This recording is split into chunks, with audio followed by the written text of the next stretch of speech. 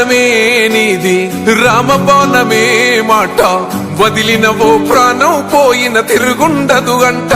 ముఖ్యమంత్రి ముచ్చటపడుతుండు కాబట్టి ఎప్పుడైనా ఎక్కడైనా మేము రెడీ.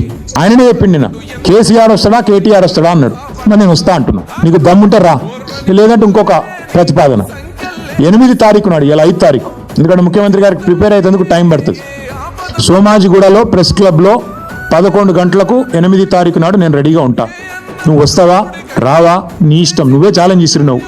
మీడియా ముందే చర్చిద్దాం, నీళ్ళకు నీళ్లు పాలకు పాలు. రెపరెపలాడుతుంది నువ్వు ఎగరేసిన జెండా.